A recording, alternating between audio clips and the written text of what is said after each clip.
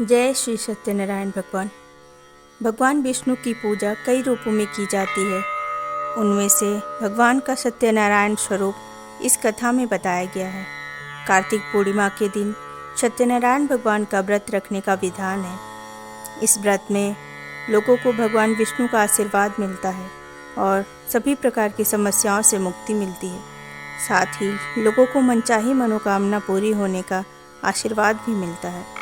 साथ ही कहा जाता है कि इस दिन चंद्रमा की किरणें सीधे पृथ्वी पर पड़ती हैं, जो बेहद शुभ मानी जाती हैं। सत्यनारायण जी की कथा इसके मूल पाठ में पाठांतर से लगभग 170 श्लोक संस्कृत भाषा में उपलब्ध है, जो 5 अध्यायों में बटे हुए हैं। इस कथा के 2 प्रमुख विषय हैं, जिनमें एक है संकल्प को भूलना और दूसरा है प्रसाद का अपमान करना। भगवान सत्यनारायण की प्रतिमा या तस्वीर की पूजा करें। पीला कपड़ा, चौकी, फल, फूल, माला, अक्षत, धूप, अगरबत्ती, कपूर, दिया, घी, गंगाजल, पंचामृत, सुपारी, पान, रोली, मौली और जनेऊ अर्पित करें। व्रत में निराहार रहना चाहिए। तामसिक भोजन जैसे मांस, मछली, प्याज, लहसुन का सेवन नहीं करना चाहिए। व्रत का पारण सात्विक भोजन से करें। कथा को श्रद्धा और ध्यान से सुनें। पंचामृत, पंजरी और फलों का भोग लगाएं। भगवान श्री सत्यनारायण जी की कथा का प्रथम अध्याय।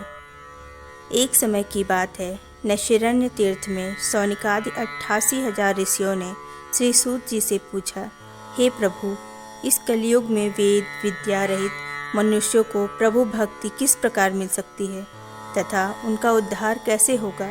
हे मुनि श्रेष्ठ, कोई ऐसा तप बताइए जिससे थोड़े समय में ही पुण्य मिले और मनवांछित फल भी मिल जाए। इस प्रकार की कथा सुनने की हम इच्छा रखते हैं।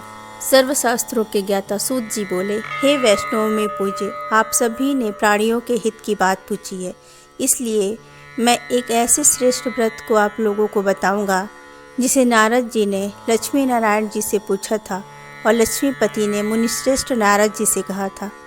आप सब इसे ध्यान से सुनिए। एक समय की बात है, योगी राज नारद जी दूसरों के हित की इच्छा के लिए अनेकों लोकों में घूमते हुए मृत्यु लोक में आ पहुँचे।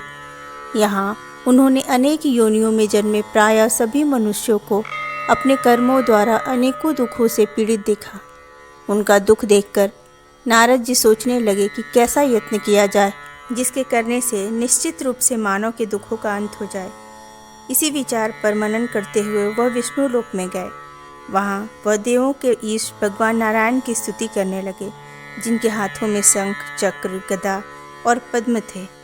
गले में वरमाला पहने हुए थे। स्तुति करते हुए नारद जी बोले, हे भगवान, आप अत्यंत शक्ति से संपन्न हैं। मन तथा वाणी भी आपको नहीं पा सकती। आपका आदि, मध्य तथा अंत नहीं है।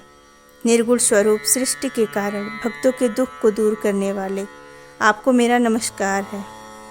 नारद जी की स्तुति सुन विष्णु भगवान बोले, हे मुनि श्रेष्ठ, आपके मन में क्या बात है? आप किस काम के लिए पधारे हैं, उसे निसंकोच कहो। इस पर नारद मुनि बोले कि मृत्यु लोक में अनेक योनियों में जन्मे मनुष्य अपने कर्मों के द्वारा अनेकों दुख से दुखी हो रहे हैं। हे नाथ, आप मुझ पर दया रखते हैं तो बताइए कि वो मनुष्य थोड़े प्रयास से ही अपने दुखों से कैसे छुटकारा पा सकते हैं। श्री हरि बोले, हे नारद, मनुष्यों की भलाई के लिए तुमने बहुत अच्छी बात पूछी है। जिसके करने से मनुष्य मोह से छूट जाता है, वह बात मैं कहता हूँ, उसे सुनो। स्वर्गलोक व मृत्युलोक दोनों में एक दुर्लभ उत्तम व्रत है, जो पुण्य देने वाला है। आज प्रेमवश होकर मैं उसे तुमसे कहता हूँ। श्री सत्यनारायण भगवान का यह व्रत अच्छी तरह विधान पूर्वक करके मनुष्य तुरंत ही यहाँ सुख भोग कर मरने के पश्चात मोक्ष प्राप्त करता है। श्री हरि के वचन सुन नारद जी बोले कि उस व्रत का फल क्या है और उसका विधान क्या है। यह व्रत किसने किया था, इस व्रत को किस दिन करना चाहिए, सभी कुछ विस्तार से बताएं। नारद की बात सुनकर श्री हरि बोले, दुख व शोक को दूर करने वाला यह व्रत सभी स्थानों पर विजय दिलाने वाला है। मानव को भक्ति व श्रद्धा के साथ शाम को श्री सत्यनारायण की पूजा धर्मपरायण होकर ब्राह्मणों व बंधुओं के साथ करनी चाहिए। भक्ति भाव से ही नैवेद्य, केले का फल, घी, दूध और गेहूं का आटा सवाया लें। गेहूं के स्थान पर साठी का आटा, शक्कर तथा गुड़ लें व सभी भक्षण योग्य पदार्थों को मिलाकर भगवान का भोग लगाएं। ब्राह्मणों सहित बंधु बांधवों को भी भोजन कराएं। उसके बाद स्वयं भोजन करें। भजन कीर्तन के साथ भगवान की भक्ति में लीन हो जाएं।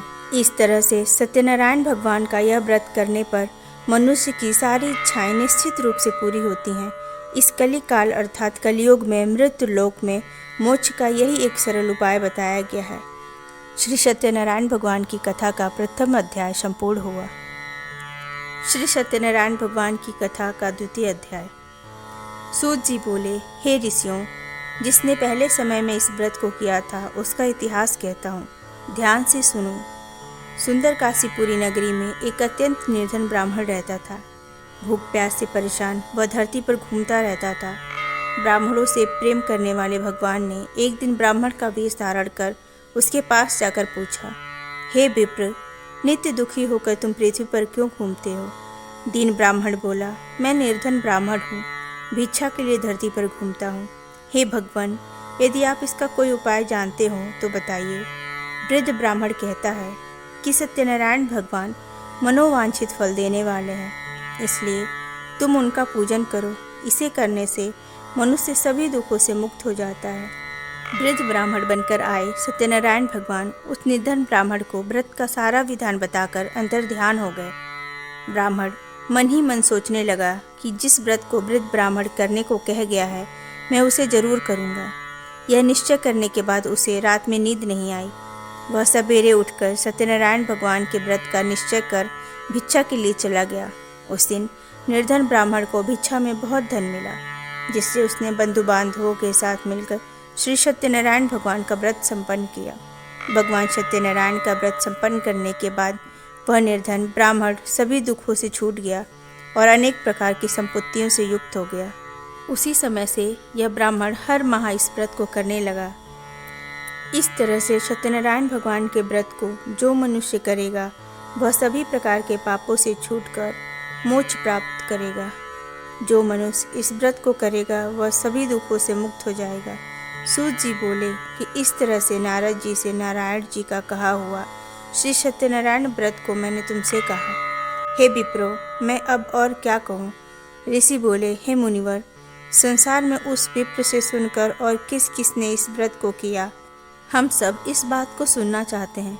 इसके लिए हमारे मन में श्रद्धा का भाव है। सूत जी बोले, हे मुनियों, जिसने इस व्रत को किया है वह सब सुनो। एक समय वही विप्र धन व ऐश्वर्य के अनुसार अपने बंधु बांधवों के साथ इस व्रत को करने को तैयार हुआ। उसी समय एक लकड़ी बेचने वाला बूढ़ा आदमी आया और लकड़ियां बाहर रखकर अंदर ब्राह्मण के घर में गया।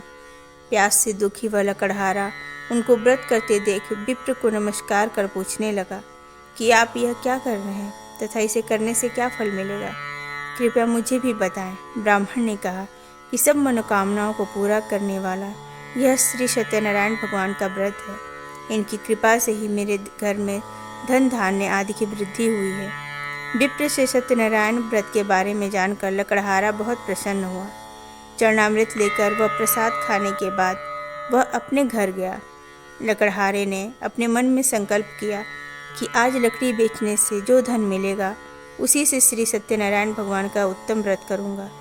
मन में इस विचार को ले बूढ़ा आदमी सिर पर लकड़ियाँ रख उस नगर में बेचने गया जहाँ धनी लोग ज़्यादा रहते थे। उस नगर में उसे अपनी लकड़ियों का दाम पहले से 4 गुना अधिक मिला। बूढ़ा व्यक्ति प्रसन्नता के साथ दाम लेकर केले, शक्कर, घी, दूध, दही और गेहूं का आटा ले और सत्यनारायण भगवान के व्रत की अन्य सामग्रियाँ ले अपने घर गया। वहाँ उसने अपने बंधु बांधवों को बुलाकर विधि विधान से सत्यनारायण भगवान का पूजन और व्रत किया। इस व्रत के प्रभाव से वह बूढ़ा लकड़हारा धन, पुत्र आदि से युक्त होकर संसार की समस्त सुख भोग अंत्यकाल में वैकुंठ धाम चला गया। श्री सत्यनारायण व्रत कथा का द्वितीय अध्याय संपूर्ण हुआ। भगवान श्री सत्यनारायण कथा का तृतीय अध्याय। सूत जी बोले, हे श्रेष्ठ मुनियों, अब आगे की कथा कहता हूँ। पहले समय में उल्का मुख नाम का एक बुद्धिमान राजा था। वह सत्यवक्ता और जितेंद्रिय था। प्रतिदिन देव स्थानों पर जाता और निर्धनों को धन देकर उनके कष्ट दूर करता था। उसकी पत्नी कमल के समान मुख वाली तथा सती साध्वी थी। भद्रशिला नदी के तट पर उन दोनों ने श्री सत्यनारायण भगवान का व्रत किया। उसी समय साधु नाम का एक वैश्य आया। उसके पास व्यापार करने के लिए बहुत सा धन भी था। राजा को व्रत करते देखकर वह विनय के साथ पूछने लगा, हे राजन, भक्ति भाव से पूर्ण होकर आप यह क्या कर रहे हैं? मैं सुनने की इच्छा रखता हूँ, तो आप मुझे बताएं। राजा बोला, हे साधु, अपने बंधु बांधवों के साथ पुत्रादि की प्राप्ति के लिए एक महाशक्तिमान श्री सत्यनारायण भगवान का व्रत व पूजन कर रहा हूँ। राजा के वचन सुन साधु आदर से बोला, हे राजन, मुझे इस व्रत का सारा विधान कहिए। आपके कथनानुसार मैं भी इस व्रत को करूँगा। मेरी भी संतान नहीं है और इस व्रत को करने से निश्चित रूप से मुझे संतान की प्राप्ति होगी। राजा से व्रत का सारा विधान सुन व्यापार से निवृत्त हो वह अपने घर गया। साधु वैश्य ने अपनी पत्नी को संतान देने वाले इस व्रत का वर्णन कह सुनाया और कहा कि जब मेरी संतान होगी तब मैं इस व्रत को अवश्य करूँगा। साधु ने इस तरह के वचन अपनी पत्नी लीलावती से कहे। एक दिन लीलावती पति के साथ आनंदित हो सांसारिक धर्म में प्रवृत्त होकर सत्यनारायण भगवान की कृपा से गर्भवती हो गई। 10वें महीने में उसके गर्भ से एक सुंदर कन्या ने जन्म लिया। दिनों दिन वह ऐसे बढ़ने लगी जैसे कि शुक्ल पक्ष का चंद्रमा बढ़ता है। माता पिता ने अपनी कन्या का नाम कलावती रखा।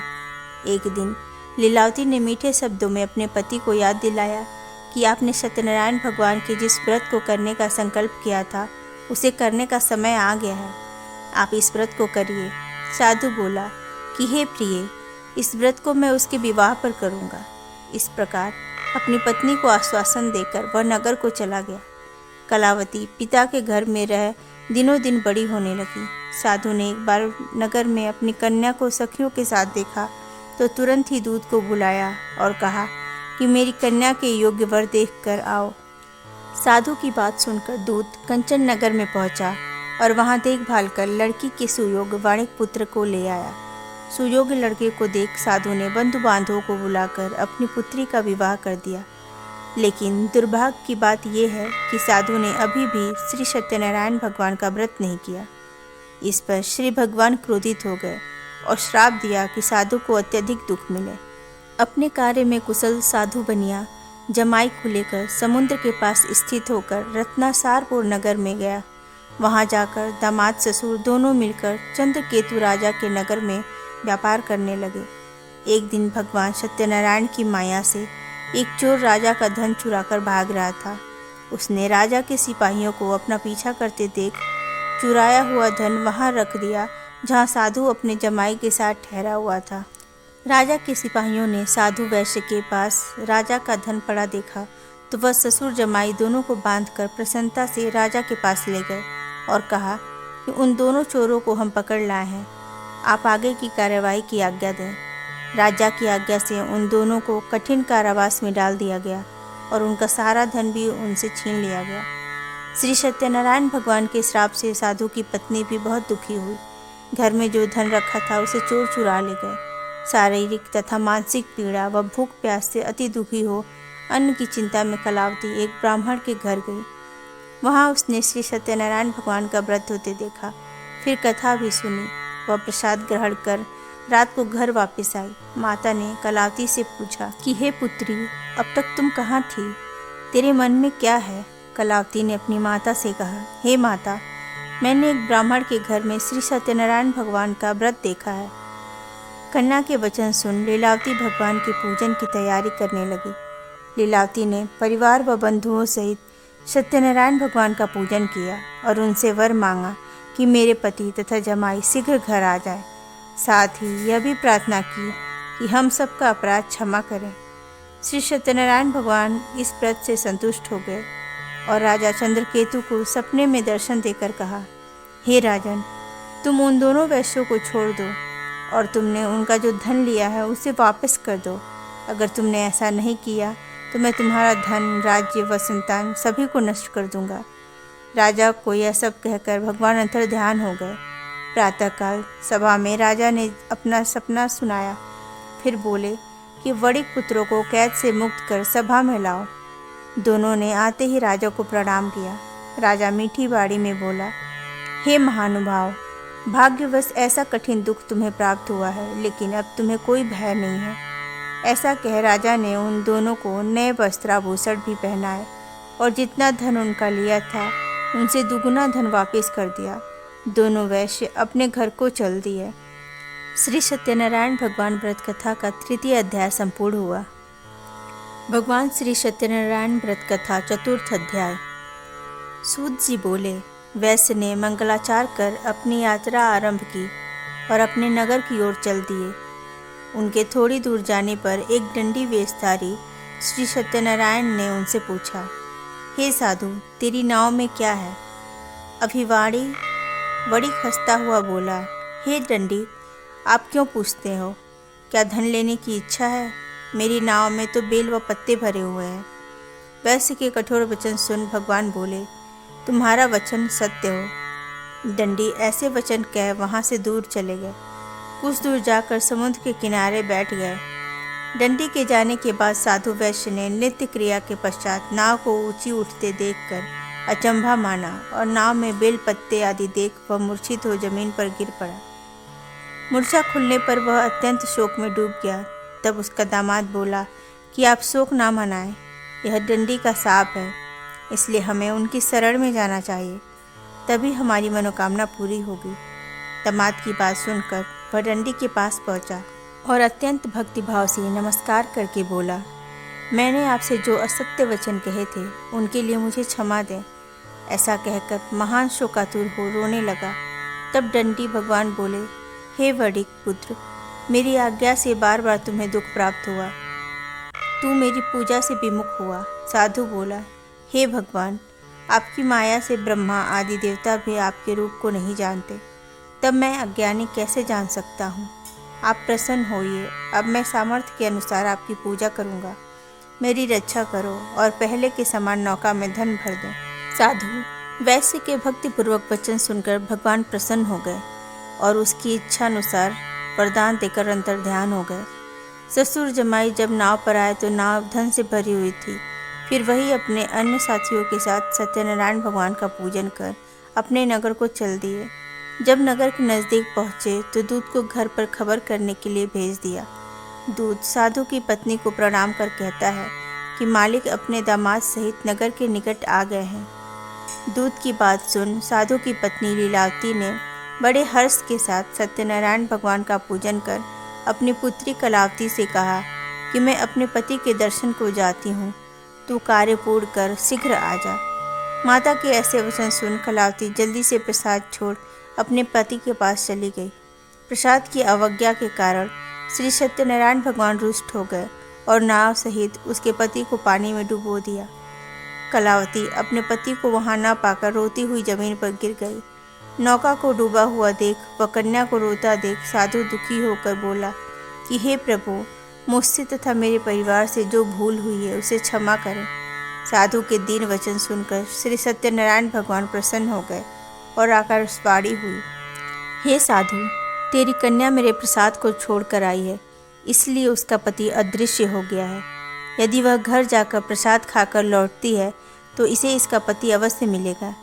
ऐसी आकाशवाणी सुन कलावती घर पहुंचकर प्रसाद ग्रहण करती है और फिर आकर अपने पति के दर्शन करती है। उसके बाद साधु अपने बंधु बांधवों सहित श्री सत्यनारायण भगवान का विधि विधान से पूजन करता है तथा इस लोक में सुख भोग व अंत में स्वर्ग को जाता है। श्री सत्यनारायण भगवान व्रत कथा का चतुर्थ अध्याय संपूर्ण हुआ। भगवान श्री सत्यनारायण व्रत कथा का पंचम अध्याय। सूत जी बोले, हे ऋषियों, मैं और भी एक कथा सुनाता हूँ, उसे भी ध्यानपूर्वक सुनो। प्रजा पालन में लीन तुंग ध्वज नाम का एक राजा था। उसने भी भगवान का प्रसाद त्याग कर बहुत ही दुख प्राप्त किया। एक बार वन में जाकर वन्य पशुओं को मारकर वह बड़ के पेड़ के नीचे आया। वहाँ उसने ग्वालों को भक्ति भाव से अपने बंधुओं सहित सत्यनारायण भगवान का पूजन करते देखा। अभिमानवश राजा ने उन्हें देखकर भी पूजा स्थान में नहीं गया और ना ही उसने भगवान को नमस्कार किया। ग्वालों ने राजा को प्रसाद दिया, लेकिन उसने वह प्रसाद नहीं खाया और प्रसाद को वहीं छोड़ वह अपने नगर को चला गया। जब वह नगर में पहुंचा तो वहां सब कुछ तहस नहस हुआ पाया, तो वह शीघ्र ही समझ गया कि यह सब भगवान ने ही किया है। वह दोबारा ग्वालों के पास पहुंचा और विधिपूर्वक पूजा करके प्रसाद खाया, तो श्री सत्यनारायण भगवान की कृपा से सब कुछ पहले जैसा हो गया। दीर्घ काल तक सुख भोगने के बाद मरणोपरांत उसे स्वर्ग लोक की प्राप्ति हुई। जो मनुष्य परम दुर्लभ इस व्रत को करेगा तो भगवान सत्यनारायण की अनुकंपा से उसे धन धान्य की प्राप्ति होगी। निर्धन धनी हो जाता है और भय मुक्त हो जीवन जीता है। संतानहीन मनुष्य को संतान सुख मिलता है और सारे मनोरथ पूर्ण होने पर मानव अंत काल में वैकुंठ धाम को जाता है। सूत जी बोले, जिन्होंने पहले इस व्रत को किया है, अब उनके दूसरे जन्म की कथा कहता हूँ। वृद्ध सतानंद ब्राह्मण ने सुदामा का जन्म लेकर मोक्ष की प्राप्ति की। लकड़हारे ने अगले जन्म में निषाद बनकर मोक्ष प्राप्त किया। उल्का मुख नाम का राजा दशरथ होकर बैकुंठ को गए। साधु नाम के वैश्य ने मोरध्वज बनकर अपने पुत्र को आरे से चीर कर मोक्ष पाया। महाराज तुंगध्वज ने स्वयंभू होकर भगवान में भक्ति युक्त हो कर्म कर मोक्ष पाया। श्री सत्यनारायण भगवान व्रत कथा का 5वां अध्याय संपूर्ण हुआ। इस कथा को पढ़ने एवं सुनने मात्र से श्री सत्यनारायण भगवान की कृपा प्राप्त होती है तथा व्यक्ति के जीवन में धन धान्य की कमी नहीं होती और दुखों से मुक्ति मिलती है। कथा सुनने के बाद आरती करें एवं पूजा में हुई किसी भी गलती की क्षमा याचना करें। तत्पश्चात प्रसाद वितरण करें और स्वयं भी प्रसाद ग्रहण करें। अगर आप हमारे चैनल पर नए हैं तो हमारे चैनल को लाइक, शेयर एंड सब्सक्राइब करें। बोलो श्री सत्यनारायण भगवान की जय।